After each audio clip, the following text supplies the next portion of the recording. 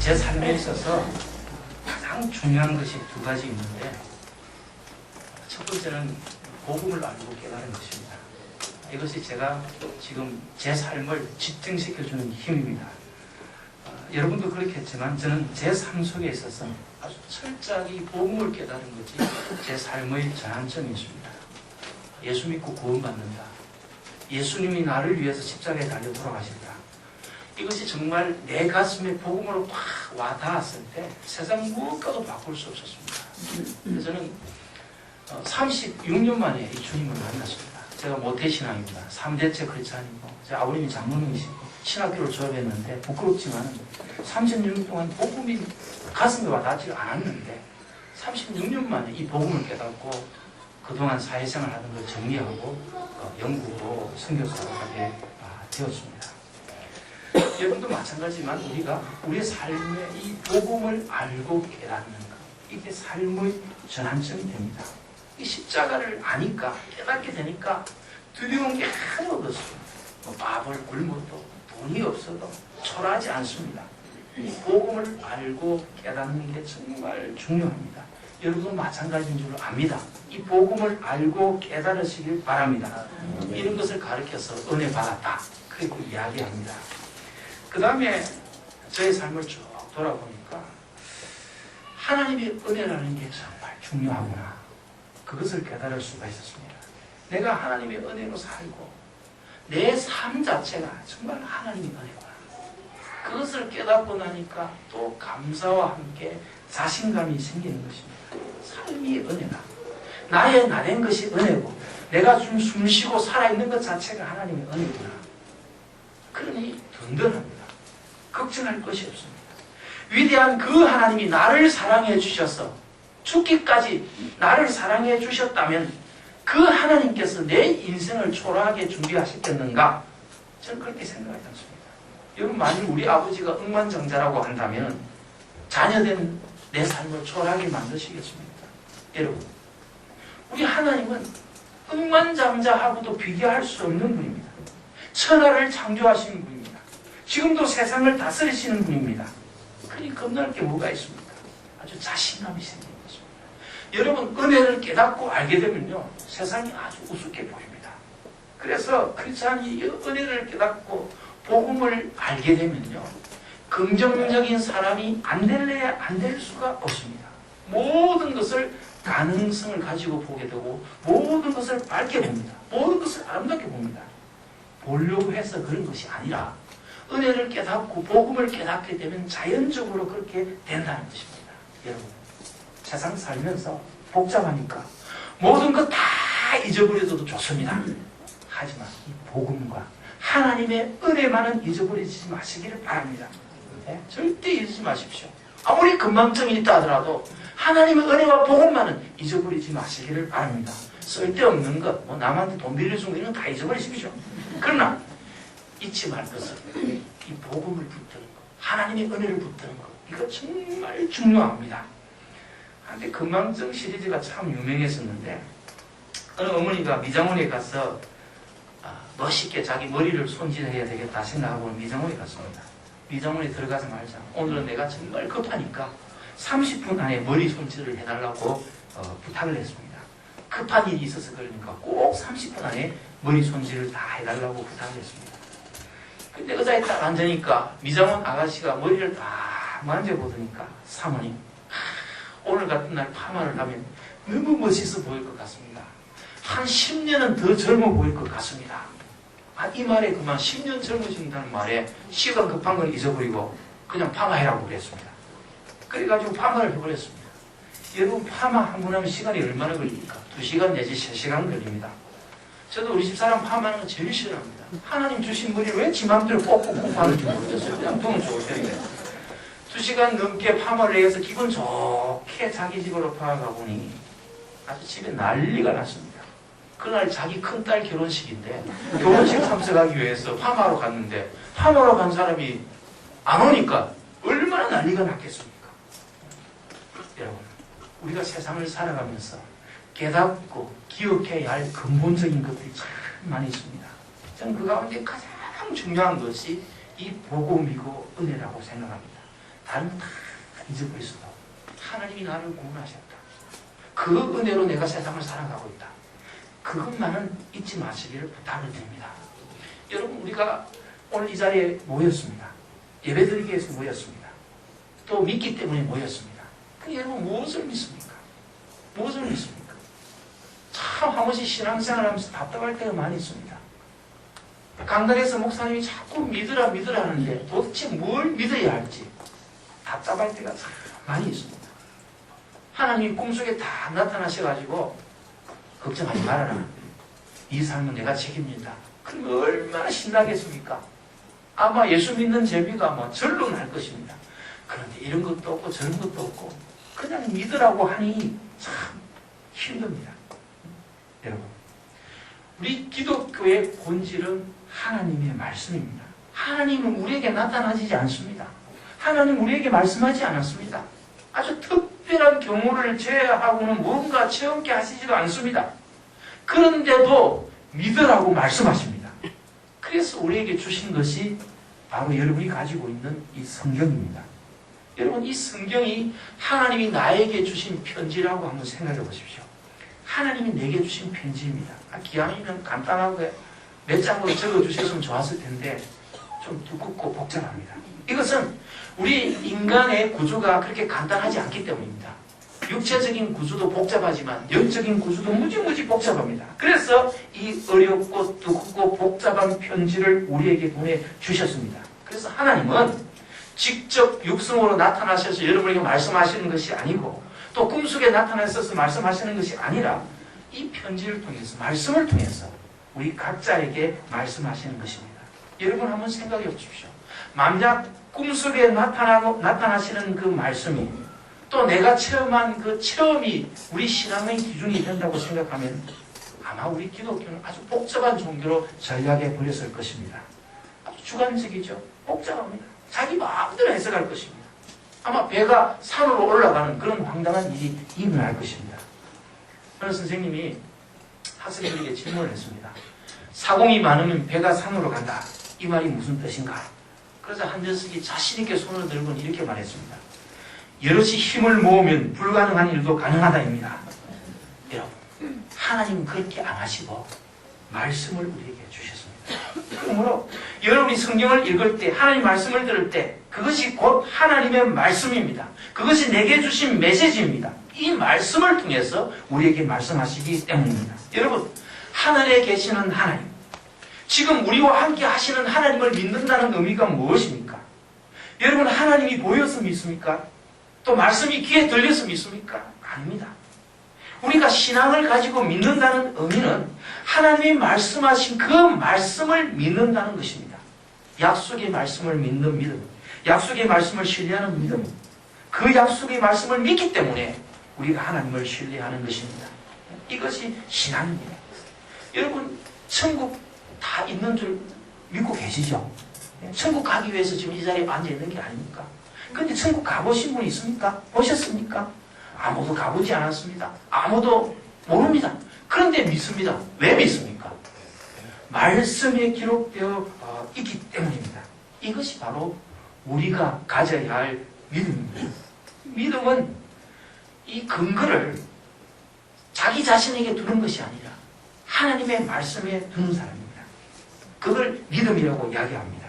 그러므로 여러분, 기독교의 믿음은 이 말씀을 떠나서는 있을 수가 없는 것입니다. 우리가 가져야 할 믿음은, 신앙은 말씀에 근거한 믿음이라야 하나님이 기뻐하십니다. 우리가 본문으로 택한 히브리서 11장은 믿음장입니다. 그렇게 신앙생활했던 많은 믿음의 사람들이 정인으로 나와 있습니다. 그러면서 1절에 믿음은 바라는 것들의 실상이요 보지 못하는 것들의 증거다. 그렇게 이야기하면서 믿음의 성격 3가지를 이야기해 주고 있습니다. 저와 여러분들이 이 하나님의 말씀에 근거한 신앙을 가지면 이 3가지 변화가 일어납니다. 어떤 변화겠습니까? 첫째는 바랄 수 없는 중에 바라고 믿게 됩니다. 여러분, 바란다는 것이 무엇입니까? 희망입니다. 희망. 바랄 수 없다는 것은 희망이 없다는 소리입니다. 이제 더 이상 희망이 없습니다. 현실을 바라보면 희망이 없습니다. 꺼진 불입니다. 끝장났습니다. 그런데 하나님의 말씀에 근거한 믿음을 가지게 되면 현실은 다 끝나버렸는데도 거기서 믿게 되고 바라게 됩니다. 희망이 없는데 성경에 근거한 믿음을 가지면 희망을 가지게 됩니다. 두 번째는 볼 수 없는 것을 보게 합니다. 보이지 않습니다. 앞이 전혀 보이지 않습니다. 앞으로 우리나라 경제가 어떻게 될지 아무도 알지 못합니다. 그러나 성경에 근거한 하나님의 말씀을 믿게 되면 보이지 않는 것이 보입니다. 그러니까 쉬지 말고 기도하는 사람은 항상 기뻐할 수 있습니다. 왜요? 보이지 않는 것을 보기 때문입니다. 남이 볼 수 없는 것을 우리 크리스찬은 볼 수가 없습니다. 예수 안 믿는 사람은 볼 수 없는 것을 예수 믿는 우리 믿음을 가진 사람은 볼 수가 있습니다. 하나님은 바로 이런 믿음을 우리가 가지기를 원하십니다. 세 번째는요, 할 수 없는 것을 하게 합니다. 하나님이 편지로 보내주신 이 말씀을 내가 딱 신뢰하게 되면 할 수 없는 것을 하게 됩니다. 아브라함이 믿음으로 하나님이 주신 말씀을 신뢰할 때 할 수 없는 것이 이루어졌습니다. 전혀 불가능한 것이 이루어졌습니다. 이삭을 주셨습니다. 그 이삭을 통해서 하늘의 별과 같고 바닷가의 모래와 같은 후손들을 만들었습니다. 불가능한 것이 이루어진 것입니다. 그 중에 저도 들어있고 여러분도 들어있는 것입니다. 여러분, 우리는 스타입니다. 스타. 배우나 탤런트만 스타가 아니라 우리가 진짜 스타입니다. 아브라함이 우선 별들 중에 하나인 것입니다. 그래서 하나님은 이 믿음을 우리가 갖게 되기를 원하십니다. 여러분, 이 믿음을 가지게 되면요, 희망이 없는 가운데 희망을 갖게 됩니다. 여러분, 낙심하지 마십시오. 가까이 와 있습니다. 이제 보입니다. 할 수 없는데 할 수 있습니다. 왜 그렇습니까? 살아계신 하나님을 믿기 때문입니다. 약속의 말씀을 신뢰하기 때문입니다. 이 믿음, 하나님을 신뢰하고 하나님이 약속하신 것을 믿는 사람은 어떤 상황 속에서도 어떤 어려움 속에도 흔들리지 않습니다. 불가능하고 도저히 이루어질 수 없는 상황이라 할지라도 끝까지 믿음을 지키면서 이루어 나가게 됩니다. 대표적인 사람이 바로 이 아브라함입니다. 나이 90이 넘었습니다. 100살이 되었습니다. 사라의 나이가 90살입니다. 90살 할머니가 아이 낳을 수 있겠습니까? 이미 아이 낳을 힘이 없습니다. 약속의 말씀 외에는 모든 것이 다 끝나버렸습니다. 여러분, 잘 기억하십시오. 상황은 이미 다 끝나버렸습니다. 정리 다 되어버렸습니다. 그럴 때 이 하나님의 말씀을 믿는 것이 신앙입니다. 이 하나님의 말씀이 이루어질 것을 믿는 것이 우리의 믿음입니다. 하나님 것은 이 믿음을 가질 때 이 믿음에 따라 역사하시고 이 믿음을 귀하게 보시는 것입니다. 여러분, 하나님은 지금 이 순간도 우리에게 역사하고 계십니다. 노아도 마찬가지입니다. 노아의 생애 동안 한 번도 홍수가 있어 본 적이 없습니다. 홍수는 그냥 비조차 내린 일이 없다고 창세기 2장 5절에 기록하고 있습니다. 그런데 홍수가 내려서 세상을 심판한다. 도저히 잊을 수 없는 일입니다. 그런데도 노아는 하나님의 말씀을 믿었습니다. 그리고 120년 동안이나 방주를 예배했습니다. 하나님께서 그 믿음을 보시고 노아에게 역사를 이루었습니다. 여러분, 믿음이 뭡니까? 하나님이 말씀하신 그것을 하나님의 말씀이기 때문에 내가 신뢰하는 것입니다. 그리고 그 말씀대로 되어지는 것이 믿음입니다.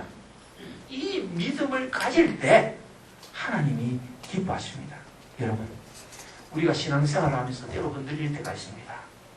왜 그렇습니까? 바로 말씀이 없기 때문에 그렇습니다. 그러므로 성경 말씀과 하나님의 역사는 동시적으로 가는 것입니다. 약속의 말씀과 믿음은 뗄래야 뗄 수 없는 그런 관계입니다. 여러분, 분명히 기억하십시오. 욕심 없이 사심 없이 하나님께로 받은 말씀은요, 반드시 이루어집니다. 여러분이 설교를 통해서 받은 말씀이거나 또는 성경을 읽다가 기도를 통해서 받은 말씀이거나 이 약속의 말씀을 내가 믿음으로 붙들 때 그것은 분명히 이루어질 수가 있다는 것입니다. 그것이 히브리서 11장에 있는 믿음의 선배들 우리에게 도전하고 우리에게 가르쳐주고 교훈해주고 있다는 것입니다. 이 약속의 말씀을 붙들면 힘을 가질 수가 있습니다. 이미 끝나버렸지만 사라는 이미 단산했지만 잉태할 힘을 얻게 되었습니다. 두려워하지 말라. 내가 너와 함께하느니라. 이 약속의 말씀이 나의 삶을 붙들을 때 우리는 다시 일어설 수가 있습니다. 희망을 가질 수가 있고 소망을 가질 수가 있는 것입니다. 그런데 문제가 있습니다. 이루시는 것과 이 약속의 말씀 사이에는 언제나 긴장이 있고 갈등이 있습니다. 하나님이 아브라함에게 이삭을 주실 때 한순간에 주신 것이 아닙니다. 약속한 것은 아브라함 나이 75세 때였습니다. 그러나 하나님이 아브라함에게 이삭을 주시고 웃게 하시고 기쁨을 회복시켜 주시기까지는 25년이라고 하는 시간이 걸렸습니다. 오늘도 우리는 이 시간 때문에 갈등하고 방황하는 것입니다. 오늘 기도하고 내일 바로 응답되면 얼마나 좋겠습니까? 아니면 오늘 기도하고 최소한 1년 안에 응답되어지면 얼마나 좋겠습니까? 하늘의 별과 같고 바다의 모래와 같은 씨앗을 주시리라고 약속하시고 나서 그 씨앗 하나 주시는데 25년이나 걸렸습니다. 여러분, 하나님이 능력이 없어서 이삭 하나 만드는데 25년 걸렸겠습니까? 왜 그렇겠습니까? 왜 이렇게 고난을 겪게 하시고 그 약속을 주시기까지 힘겹고 어려운 고난의 길을 가게 한 다음에 정상을 서게 하셨겠습니까? 여러분, 가능성이 있을 때 이루어지면요, 그건 내가 한 일입니다. 내 자랑하기에 급합니다. 그러나 나 자신이 봐도 그렇고 다른 사람이 봐도 그렇고 믿지 않는 사람이 봐도 그렇고 도저히 지금 이룰 수 없는 일이 일어났습니다. 불가능한 일이 일어났습니다. 하나님 아니면 도대체 해답이 없습니다. 이렇게 분명할 때 하나님께서 역사하십니다. 그래서 오직 하나님께만 영광을 돌리게 하신 것입니다. 그러므로 여러분, 특별히 기도하시는 여러분, 늦어진다고 낙심하지 마십시오. 때가 되면 이루어주실 줄로 믿습니다. 하나님의 때에 하나님의 방법으로 정확하게 이루어주실 줄을 믿습니다. 이것이 성경에 나온 믿음의 선배들이 우리에게 가르쳐주신 말씀입니다. 히브리서 11장에 보면요, 아벨, 에녹, 노아 등 훌륭한 믿음의 선배들이 참 많이 있습니다. 그 중에서 오늘 아브라함에 대해서만 좀 더 살펴보도록 하겠습니다. 히브리서 11장 8절입니다. 11장 8절. 믿음으로 아브라함은 부르심을 받았을 때 순종하여 장래 기업으로 받을 땅에 나갈새 갈 바를 알지 못하고 나갔으며. 믿음으로 아브라함은 부르심을 받았습니다. 살고 있던 고향 갈대아 우르 땅을 떠나서 내가 지시할 땅으로 가라. 그렇게 하나님이 지시를 하셨습니다. 그런데 오늘 성경을 보니까 그 기업으로 받을 땅에 나갈새 어떻게 하고 나갔다고 그랬습니까? 갈 바를 알지 못하고 나갔다고 그랬습니다. 여러분, 여기 순종했다 하고 부르심을 받았다는 단어는 동시적인 단어입니다. 하나님께로 부르심을 받았습니다. 하나님, 좀 생각해보고요. 기도 좀 해보고요. 집에 가서 식구들하고 의논 좀 해보고요. 계산 좀 해보고요. 한 달이 지나고 1년이 지나고 나서 아브라함이 순종한 게 아닙니다. 부르심을 받았을 때 즉각적으로 순종해서 나아갔다고 그랬습니다. 그런데 놀라운 것은 가기는 가는데 갈 바를 알지 못합니다. 목적지를 모릅니다. 오직 하나님만 바라보며 나아가신 것입니다. 여러분, 깊이 새기시길 바랍니다. 오직 하나님의 말씀만 믿고 떠난 것입니다. 오직 하나님의 말씀만 의지해서 나아가는 것입니다. 이게 크리스찬입니다. 이게 믿음입니다. 이게 믿음을 가진 자의 삶입니다. 하나님 말씀 외에는 아무것도 없습니다. 나머지는 하나님의 책임져 주십니다. 나머지는 하나님의 영역입니다. 내가 할 일은 오직 순종하여 떠나가는 일뿐입니다. 대개 아이들이 아빠보다 엄마를 좋아하는 경우가 많습니다. 우리 집에는 좀 더 그런 것 같아요. 요즘은 뭐 다 커버려서 제가 그런 유치한 질문을 안 합니다만 애들이 어릴 때만 해도 가끔씩 애들을 다 모아놓고 그런 질문을 했습니다. 다 모아봤자 딱 2명밖에 없습니다. 우리 집 둘째 딸 이름이 그 주은인데, 이 주은이에게, 야, 주은아, 이 엄마가 좋나, 아빠가 좋나, 이렇게 물으면 둘 다 좋다든지 아니면 모른다고 탁 잡아대는 거예요. 분명히 내가 심정에는 저게 나보다는 지 엄마를 더 좋아하는 것 같은데 아무리 물어도 대답을 안 해주는 겁니다. 그래서 한 번 제가 유도신문을 했습니다. 주은아, 아빠는 네가 아빠보다 엄마를 더 좋아하는 줄 다 안다. 그럼 솔직히 말해라. 그랬더니 이 아이가 뭐라고 말했는지 압니까? 아빠 그거 어떻게 알았어요? 야, 그 순간 저 하늘이 무너지는 줄 알았습니다. 당해보신 분은 아실 것입니다. 여러분 아이들 키우다 보면요, 아이들이 한 대여섯 살 될 때까지는요, 엄마 아빠가 우상입니다. 그렇지 않습니까? 자기 엄마 아빠가 세상에서 힘도 제일 세고 최고인 줄 압니다. 그래서 그때는요, 아이들 보고 야 밖에 나가자 하면 그냥 좋아서 어쩔 줄 모릅니다. 눈 오는 날 강아지가 발톱발톱 뛰는 것처럼 좋아합니다. 그냥 엄마 아빠가 밖에 나가자면 좋아하는 것입니다. 어디 가느냐고 물어보지도 않고 어떻게 가느냐고 물어보지도 않고 밖에 뭐가 있냐고 물어보지 않습니다. 그저 엄마 아빠 손잡고 나가는 것 자체가 좋았습니다. 그래서 좋아합니다. 근데 아이들 키우다 보니까 아이들이 좀 커서 머리가 굵어지고 나니까요, 한 9살쯤만 되어도요, 어디 가자 하면은 말이 참 많습니다. 어디 가는데요? 가서 뭐 하는데요? 가면 뭐 내하고 같이 놀 친구 있어요? 어떻게 가는데요? 제가 어쩌다가 인심하면 쓰겠다고, 야 오늘 아빠가 맥도날드 쏜다 가자 하면요, 우리 아들이 뭐랬는 줄 압니까? 아빠 돈은 있어요.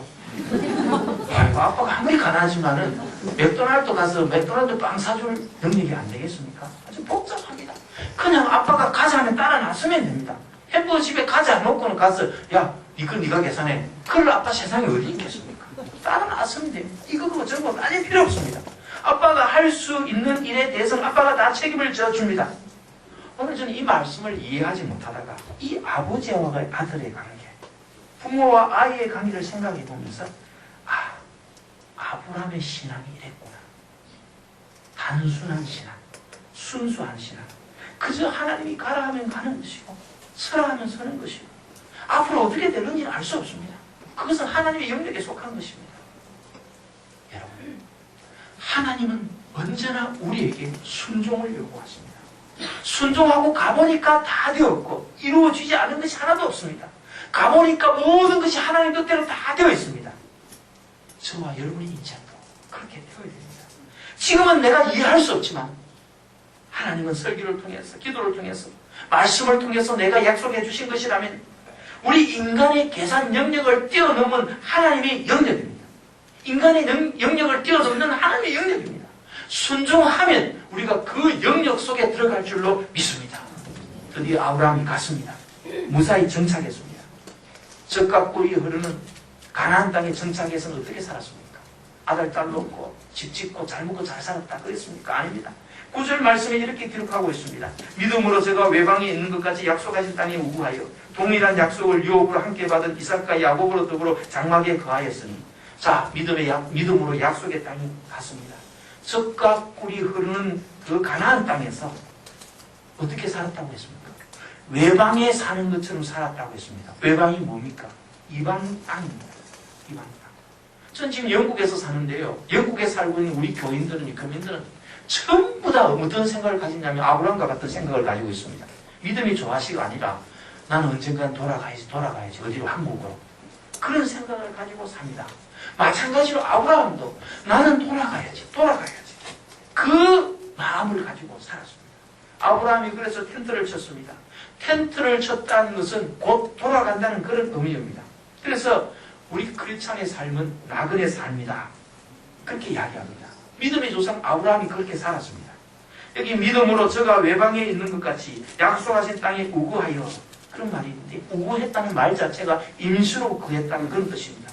그런 자세와 그런 태도를 가지고 살았습니다. 그렇기 때문에 텐트를 쳤습니다. 근데 그 이유가 무엇입니까? 그 이유가 10절에 나와 있습니다. 10절에 보면 이는 하나님의 경영하시고 지으실 터가 있는 성을 바랐음이니라. 자, 가나안 땅, 젖과 꿀이 흐르는 땅에 살면서도 아브라함의 마음은 항상 하나님이 지으시고 하나님이 경영하시고 하나님의 나라를 바라보고 살았다는 것입니다. 돌아갈 그 나라를 생각하면서 젖과 꿀이 흐르는 땅에서 살았다는 말씀입니다. 여러분, 인생은 어차피 나그네입니다. 믿지 않는 자나 믿는 자나 다 나그네입니다. 그러나 예수 믿는 나그네와 예수 믿지 않는 나그네의 차이가 있다면 우리는 목적지가 분명합니다. 돌아가야 할 목적지가 분명히 있습니다. 그 목적지는 하나님이 지으시고 하나님이 경영하시는 하나님의 도성입니다. 하늘나라입니다. 언젠가는 우리가 가야 할 곳입니다. 우리가 신앙생활을 하고 있는 이유도 바로 그곳에 가기 위해서 신앙생활을 하고 있는 것입니다. 근데 예수 안 믿는 나그네는 돌아갈 목적지가 없습니다. 물론 지옥이 있기는 하지만요. 그러나 그렇기 때문에 이 땅 사는 것이 마지막 종착점인 것처럼 생각하고 아주 아둥바둥 사는 것입니다. 이 땅이 전부입니다. 그러나 여러분, 우리는 이 땅은 잠시 왔다 가는 땅이고 저 영원한 나라가 우리가 가야 할 나라입니다. 그래서 우리를 순례자라고 부릅니다. 여러분, 우리가 이 세상에 살면서 좋은 집 장만하고 집을 멋있게 꾸미면서 살 일은 해볼 만한 일입니다. 아주 멋있는 일입니다. 그러나 여러분, 이거 하나는 잊지 마시기 바랍니다. 언젠가는 떠나가야 할 집인데, 언젠가는 떠나가야 할 집인데, 인생을 사는 것도 마찬가지입니다. 예수 믿는 사람이 깨재재하게 사는 것 하나님이 원하지 않습니다. 멋있게 사십시오. 아름답게 사십시오. 귀하게 사십시오. 그러나 한 가지 분명한 것은 언젠가는 떠나야지. 이 생각을 버린다면 그렇지 않은 것입니다.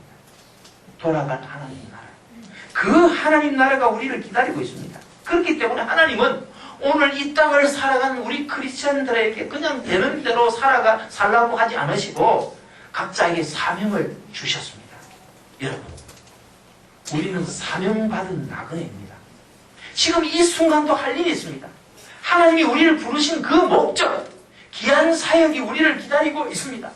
하고 똑같이 밥 3끼 먹고 똑같이 사는 것 같지만 우리에게는 사명이 있습니다. 그 사명은 예수 안 믿는 사람들하고는 다릅니다. 똑같이 직장생활하지만 예수 믿는 우리가 직장생활하는 것과 예수 믿지 않는 사람들이 직장생활하는 것은 다릅니다. 왜요? 하나님이 우리에게 사명을 주셨기 때문입니다.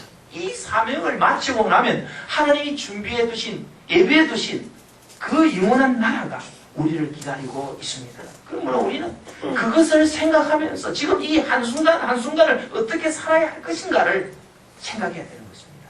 여러분, 인생 잠깐입니다. 여러분, 그렇지 않습니까? 어떤 분이 평생을 노력해서 서울에서 아파트 하나를 장만했습니다. 여러분, 처음 집을 장만했을 때 그 기쁨 한번 해보신 분은 아실 것입니다. 서울에서 집 한 채 장만한다는 게 얼마나 힘듭니까? 정말 안 먹고 아주 그래서 겨우 집을 하나 장만했습니다. 얼마나 좋겠습니까? 첫날 밤에 자려고 누웠는데 잠이 안 오는 거예요. 가슴이 벅차서 이제 내 손으로 집을 마음대로 부셔도 되고 못을 박아도 되고 꿈에 부풀려 있었습니다. 그 자려고 천장을 딱 쳐다보니 천장에 못이 하나 흉하게 박혀있는 거예요. 옛날 주인이 뭐 때문에 그랬는지 모르지 못을 딱 박아놨는 거예요. 아이고 저걸 뽑고 자야 되겠다 해서 의자를 갖다 놓고 뽑았는데 이게 얼마나 단단하게 박혀있는데 잘 안 뽑히는 거예요. 그래서 있는 힘을 다해서 못을 당겼습니다. 못이 빠졌습니다. 근데 몸만 빠진 것이 아니라 몸도 함께 뒤로 자빠져서 그만 내진탕으로 세상을 떠나버렸습니다. 여러분, 이거 남의 이야기가 아닙니다. 서울에서 자기 아이를 인류 대학에 보내려고 애쓰는 어머니가 있었습니다. 수험생을 둔 부모님들 이해하실 거예요. 그 어머니가 그 아이를 위해서 얼마나 애썼겠습니까?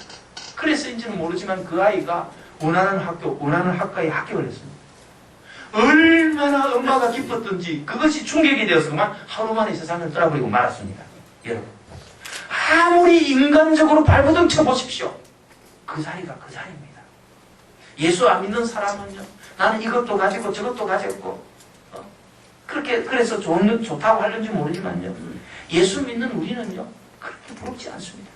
나는 이것이 없어도 기쁘고 저것이 없어도 기쁘습니다. 왜 그렇습니까?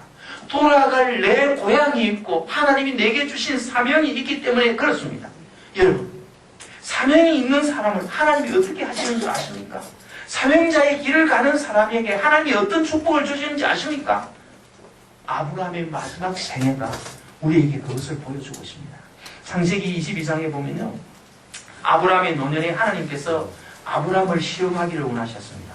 아브라함아, 네 아들 이삭을 제물로 바쳐라. 그때까지 아브라함은요, 하나님을 잘 따랐습니다. 순종했습니다. 잘 생겼습니다. 그런데 여러분, 사랑하는 자식을 제물로 바치라는데 어떤 부모가 선뜻 그렇게 나설 수 있겠습니까? 그것도 하나뿐인 외동아들, 백세에 낳은 아들인데 여러분 같으면 하겠습니까? 그런데 아브라함은 그렇게 했습니다. 할 정도가 아닙니다. 더뎌지고 지체하면 마음이 변할까봐 동이 트기 전에 나무를 준비하고 불을 준비하고 아들 이삭을 깨워서 길을 떠났습니다. 모리아 산에 왔습니다. 그 아들이 묻습니까? 아버지, 나무도 있고 불도 있는데 드릴 제물 양은 어디에 있습니까? 여러분, 기가 막힌 말입니다. 아주 가슴을 토려내는 그런 말입니다. 오직 아브라함은 아는 것입니다. 이럴 때 여러분 같으면 도대체 무엇을 하시겠습니까? 저는 아마 신경질 팍 내면서 힘든 소리 하고 있다 그럴 거예요. 근데 아브라함이 정말 멋있는 말을 했습니다. 근데 아브라함이 믿음을 가진 자의, 사명을 가진 자의 위대한 말 한마디를 했습니다. 창세기 22장 8절입니다. 같이 한번 찾아서 이 말씀을 읽도록 하겠습니다. 오늘 이 말씀을 안고 돌아가시기 바랍니다. 창세기 22장 8절입니다. 아주 멋있는 말입니다. 놀라운 말입니다. 이 말이 이해가 되십니다. 가슴에 와닿는 분은 정말 행복한 분입니다. 이 말씀을 이해하고 이 말씀을 붙들고 사시길 바랍니다.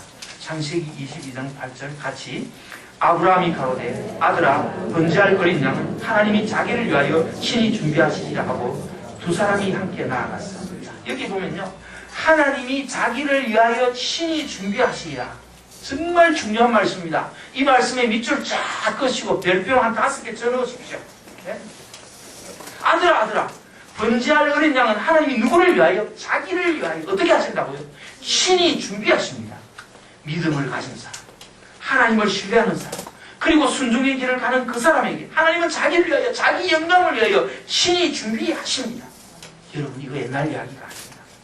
오늘도 지금은, 오늘 이 순간도 하나님은 하나님의 영광을 위하여, 사명을 위하여, 살아가는 사람을 위하여 친히 준비하고 있습니다. 앞으로도 준비하십니다. 하나님께 순종하는 사람, 사명자의 길을 가는 사람, 하나님을 신뢰하는 그 사람, 그 가정, 그 교회를 위하여 신이 준비하여 주실 줄 믿습니다. 아들아 걱정하지 말아라, 두려워하지 말아라. 하나님이 친히 준비하셨다. 자기를 위해서 아주 당당하게 이야기했습니다. 그리고 산으로 올라갔습니다. 정상으로 올라가더니 느닷없이 아버지가 밧줄로 아들을 묶습니다. 이삭이 얼마나 훌륭한 신앙을 가졌던지 아버지 왜 이래요? 너만 들었어요? 이런 말 한마디 하지 않았습니다. 아버지가 이렇게 하시는 데는 분명 뭔가 뜻이 있으리라 생각했습니다. 묶였습니다.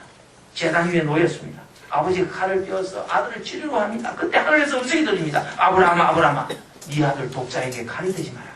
이제 네가 나를 사랑하는 줄 알았으니 내가 너를 위해서 축복하리라. 그래서 아브라함이 받은 축복을 여러분 한번 생각해 보십시오. 순종해서 하나님께 최고의 것을 바친 아브라함에게 하나님이 얼마나 멋있게 축복했는지, 그 삶을 얼마나 행복하게 하셨는지 모릅니다. 뒤를 돌아다 보니 나무에 수양이 걸려 있었습니다.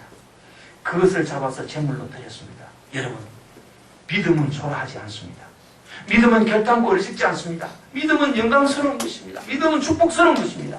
믿음은 기적을 일으켜주고 우리의 삶 속에 하나님이 위대하심이 드러나도록 만드는 지름길입니다. 하나님이 친히 준비하시리라. 자기를 위해서. 여러분, 앞으로 우리가 여러분이 무슨 일을 하시는지 모릅니다. 어떻게 될지도 모릅니다. 그러나 하나님이 친히 준비하셨다. 당당하게 그 말씀 하실 수 있습니까? 그 사람이 믿음을 가진 자입니다. 신앙을 가진 자입니다.